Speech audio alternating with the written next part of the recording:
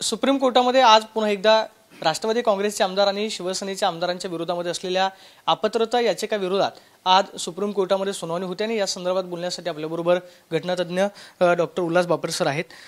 Sir, गेल्या सुनावणीवेळी supreme कोर्टाने विधानसभा अध्यक्षांना सांगितलेलं होतं की सुधारित वेळापत्रक जे आहे ते तुम्ही सुप्रीम कोर्टाला सादर करा, मात्र विधानसभा अध्यक्षांकडून वेळापत्रक सादर केलं जाणार नाही अशी माहिती मिळते। ते कदाचित सुप्रीम कोर्टाकडे अभिप्राय मागू शकतात, कारण मी जे आधीचं वेळापत्रक ठरवलेलं आहे त्याच्यामध्ये 2 महिन्यांचाच कालावधी लागतो, त्यामुळे ते अभिप्राय मागतील आणि त्याच्यामधल्या त्रुटी ज्या आहेत त्या आम्हाला दुरुस्त सुचवा अशा पद्धतीचं ते म्हणणं आज मांडू शकतात।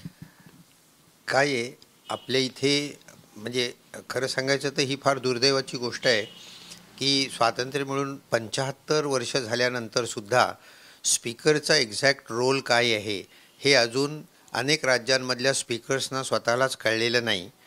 आपण इंग्लंडमधनं वेस्टमिन्स्टर मॉडेल म्हणजे पार्लमेंटरी डेमोक्रेसी स्वीकारली, त्यामुळे स्पीकरला विलक्षण महत्त्व असतं। विधानसभा चालवण्याची जबाबदारी त्यांची आहे, पूर्ण ऑटॉनॉमी त्यांना देण्यात आलेली आहे, परंतु त्यांनी अंपायरसारखं काम करावं। म्हणजे आता इंग्लंडमध्ये उदाहरणार्थ स्पीकर झाल्यानंतर ते लगेच पक्षाचा राजीनामा देतात आणि स्पीकर पदावरनं दूर झाल्यावर पुन्हा पक्षात प्रवेश करतात। म्हणजे स्पीकर असताना ते पूर्णपणे नॉन पार्टिझॅन असतात। ते निवडणुकीला उभे राहिले, त्यांच्या विरुद्ध कोणी उभं राहत नाही, ते अनऑपोज निवडून येतात। ते न्यूट्रॅलिटी मेंटेन करण्याकरता आहे। ते मतदानात भाग घेत नाहीत, कास्टिंग वोट टाकतात पण मतदानामध्ये भाग घेत नाहीत।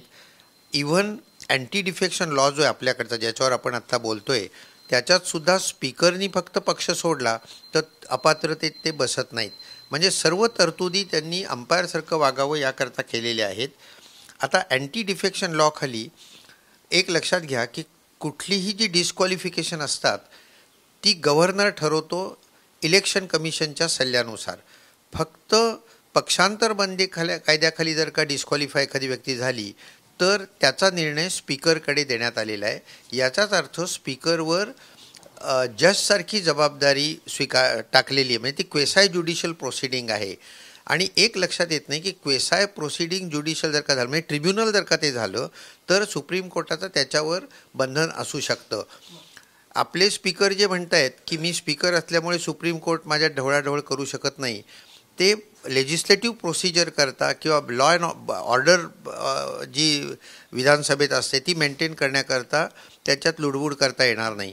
परंतु ट्रिब्युनल म्हणून काम करताना ते डायरेक्टली सुप्रीम कोर्टाच्या हाताखाली येतात। सुप्रीम कोर्टानं 2 महिन्यांची मुदत दिलेली आहे की 2 महिन्यांच्या या सगळ्या कालावधीमध्ये तुम्ही वेळापत्रक ठरवा, सुनावणी घ्या आणि त्याच्यावरती निर्णय द्या। जर ही प्रक्रिया 2 महिन्यामध्ये पूर्ण झाली नाही तर सुप्रीम कोर्ट विधानसभा अध्यक्षांना त्यांच्या पदावरून हटवू शकतं का, किंवा तशा पद्धतीचे निर्देश सुप्रीम कोर्ट देऊ शकतं का? मी आपल्याला सांगितलं तसं की हे क्वेसाय ज्युडिशियल प्रोसिडिंग असल्यामुळे हे ट्रिब्युनल आहे आणि त्यामुळे यांनी काम जे करायचं त्याच्यावर निर्बंध सुप्रीम कोर्टाचे राहू शकतात। पण सुप्रीम कोर्ट अर्थात फार गंभीर केस असेल तरच हस्तक्षेप करतं, नाही तर करत नाही। आता इथे काय झालं आहे की 11 मेला, म्हणजे जून, जुलै, ऑगस्ट, सप्टेंबर, ऑक्टोबर 5 महिने होऊन गेले। सुप्रीम कोर्टाचंही थोडंच काय चुकलेलं आहे या बाबतीत की त्यांनी जो निर्णय दिला त्याच्यामध्ये काही अस्पष्टता राखली। उदाहरणार्थ त्यांनी सांगितलं की सेपरेशन ऑफ पॉवर्स असल्यामुळे हा निर्णय स्पीकरनी घ्यायचा। रिझनेबल टाईम असं त्यांनी म्हटलं। आता रिझनेबल टाईमचे अर्थ 100 लावता येतात। त्यांनी स्वच्छ शब्दात त्याच वेळी सांगायला पाहिजे होतं की 3 महिन्यामध्ये याचा निर्णय घ्या। रिझनेबल टाईम आता आपल्या इथे विधान परिषदेचे सदस्य नेमा ही सूचना दिल्यावर ती 15 दिवसात नेमायला पाहिजे होते, ते 2 वर्ष काहीच केलं नाही गव्हर्नरनी। तेव्हा इथे घटनेच्या विरुद्ध वागलं जातं, ॲक्च्युअली कालापव्यय केला जातो किंवा विलंब लावला जातो, त्याच्यामागे राजकीय प्रेरणा असू शकते। आणि त्यामुळे मला व्यक्तिगत तुम्ही विचारलं तर याच्यामध्ये हे जे किंवा सुप्रीम कोर्टाने स्टेटस को अँटी पण डिक्लेअर केलं नाही। सुप्रीम कोर्टाने सांगितलं गव्हर्नरची ऑर्डर चुकीची होती, स्पीकर चुकीचे वागले आणि तरी शिंदे चीफ मिनिस्टर राहिले। मग याच्यात कुठेतरी कॉन्ट्राडिक्शन्स मला स्वतःला as a teacher in constitution supreme court निर्देश देऊ शकतं, पदावरून हटवू शकते विधानसभा अध्यक्षांना? पदावरनं नाही हटवू शकत, म्हणजे माझ्या ज्ञानाप्रमाणे नाही हटवू शकत। त्यांची नेमणूक पण विधानसभेतर्फेच केली जाते आणि त्यांना काढून टाकायचं असेल तर कलम आहे, त्या बहुमताने त्यांना काढून पण टाकता येतं। याचाच अर्थ आणखी एक होतो, तुमच्या लक्षात आणून देतो की speaker is completely controlled by the political party. Governor is completely controlled by the president, म्हणजे पंतप्रधान. त्यामुळे या ज्या अंपायरसारखं वागणाऱ्या संस्था आहेत आपल्या लोकशाहीमधल्या, स्पीकर असो, गव्हर्नर असो, इलेक्शन कमिशन असो, याची विश्वासार्हता दिवसेंदिवस कमी होत चालली आहे. आणि भारताच्या लोकशाहीच्या दृष्टीने, निकोप वाढ होण्याच्या दृष्टीने हे फार धोकादायक आहे. तेव्हा प्रत्येक स्पीकरनी आपण जज आहोत, आपण राजकीय दबावाला बळी पडता कामा नये हे मनात ठेवून पुढचं करायला पाहिजे. एक शेवटचं बारीकसं आपल्याला सांगतो की मी गेले काही दिवस आपले जे स्पीकर साहेब आहेत ते मीडियाशी बोलताना ऐकतोय की मी योग्य निर्णय घेईन, मी कायद्याप्रमाणे निर्णय घेईन, मी वेळेत निर्णय घेईन.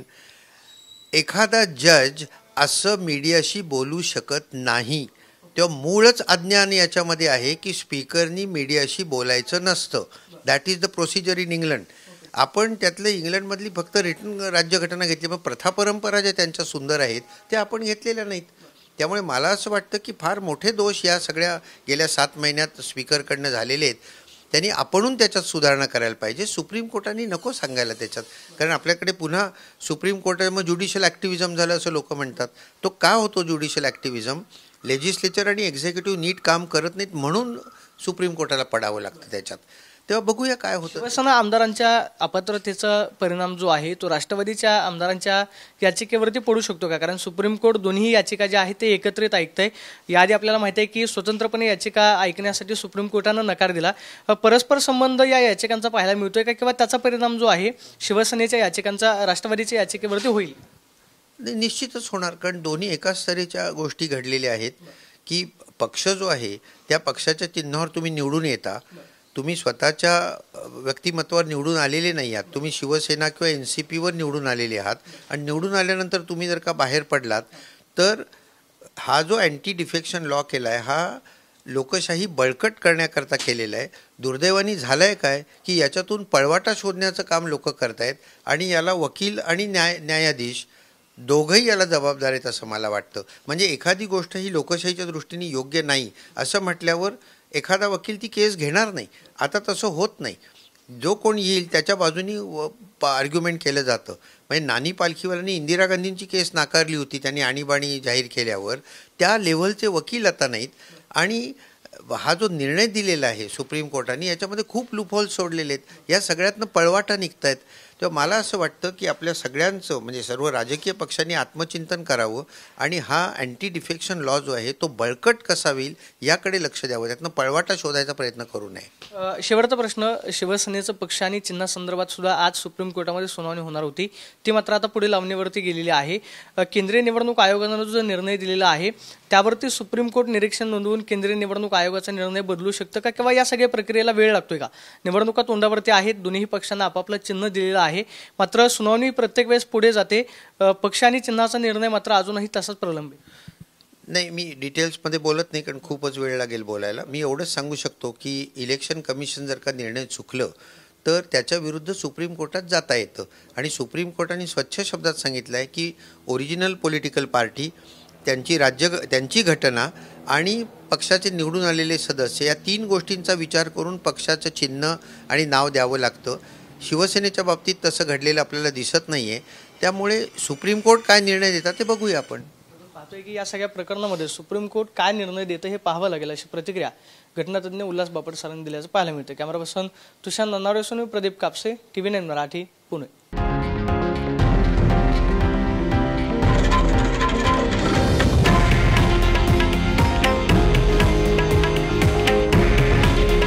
हे आहे देशातील नंबर 1 न्यूज नेटवर्क आणि आपण पाहत आहात TV9 मराठी. काळजी तुमची, हित महाराष्ट्राचं.